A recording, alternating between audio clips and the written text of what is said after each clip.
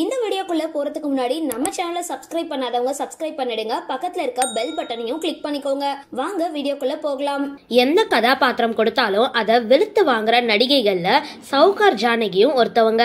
பழம்பெரும் நடிகையான இவங்க 400க்கும் மேற்பட்ட படங்கள்ல நடிச்சிருக்காங்க.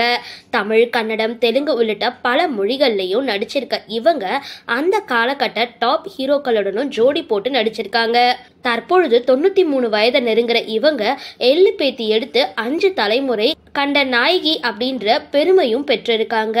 ரொம்பவே சின்ன வயசுலேயே திருமணமான இவங்களுக்கு 2 மகள்கள், ஒரு மகன் இருக்காங்க. இவங்களுடைய பேத்தி வைஷ்ணவியும் தமிழ்ல ஏராளமான படங்கள்ல நடிச்சிருக்காங்க. அண்ணாமலை படத்துல சூப்பர் ஸ்டாரோட தங்கையா வரவங்க இவங்க தான். டிசம்பர் 12, 1931ஆம் ஆண்டு பிறந்த சவுகார் ஜானகி கலைமாமணி, பத்மஸ்ரீ உள்ளிட்ட பல விருதுகளையும் வாங்கியிருக்காங்க. சவுகார் அப்படின்ற படத்துல நடிச்சதுனால இவங்களுக்கு இந்த பெயர் வந்தது. மேலும் அந்த காலகட்டத்திலேயே திரையுலகில் மனசுல பட்டதை வெளிப்படையா பேசுற தைரியமான ஒருத்தவங்களா இவங்க வலம் வந்தாங்க.